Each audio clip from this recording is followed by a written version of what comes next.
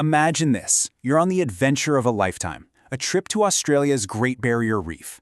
For Tom and Lonergan, that's exactly what it was supposed to be. But their dream dive on January 25, 1998, turned into one of the ocean's most haunting and, honestly, terrifying stories. And it all ended with one last, desperate message. This right here. This is the last thing the world would ever hear from them. It was scrawled on a diver's slate, found months later just washed up on a beach. It's just a chilling final plea from two people stranded in the middle of a vast, empty ocean. So that's the big, terrifying question, isn't it? How does something like this even happen? To get to the bottom of it, we've got to rewind a bit. Look at who Tom and Eileen were, and then walk through the series of catastrophic mistakes that led to them just vanishing. Okay, so let's meet them. Tom was 33, Eileen was 28. They were a married couple from Baton Rouge, Louisiana. And by all accounts, they were just really good people, selfless, caring, and they shared this huge passion for adventure, especially scuba diving.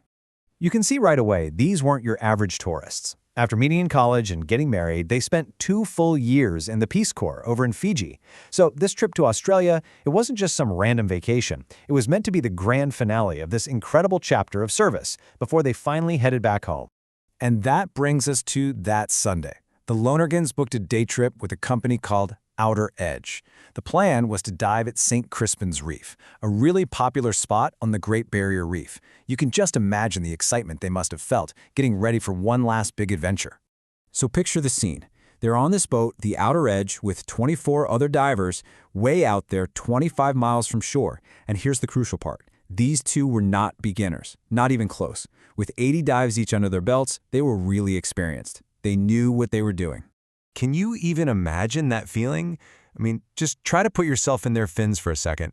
You spend 40 minutes exploring this incredible, beautiful underwater world, and when you pop back up to the surface, you're expecting to see your boat. But there's nothing. Just ocean, as far as you can see. The dawning horror of that moment, realizing you've been left behind, it's unimaginable. So how on earth does this happen? The answer is so shockingly simple, it's infuriating. It was pure negligence. The crew of the Outer Edge just failed to do a proper head count before they took off. That's it. A simple check, the most basic safety procedure, was skipped. And that one single mistake sealed their fate. And if you think it couldn't get worse, well, it does. The tragedy is just compounded by what happened next. Or, more accurately, what didn't happen. For 2 whole days, nobody even knew Tom and Eileen were missing. 2. That's how many days went by before anyone raised the alarm. I mean, the boat went out on another trip the very next day. In a really chilling detail, some other divers actually found the Lonergan's lead dive lates on the seafloor, and the crew apparently just brushed it off as a bonus find. It wasn't until January 27th, 2 days later, that someone finally noticed a bag left on the boat with their wallets and passports inside.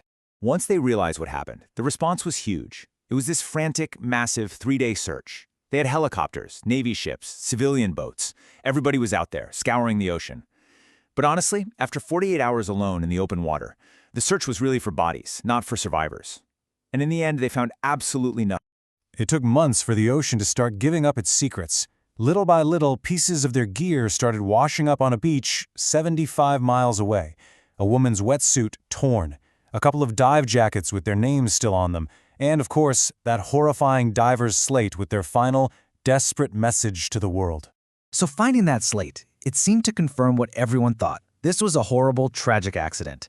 But then, another piece of evidence came to light that just threw everything into chaos. Their personal diaries, which somehow got leaked to the press. This quote from Tom's diary was a bombshell. It was so deeply troubling. All of a sudden, people were seeing this picture of a man who seemed depressed, who maybe was ready to end his own life. And the speculation just went wild. Was this whole thing planned? And Eileen's own words only made things more complicated.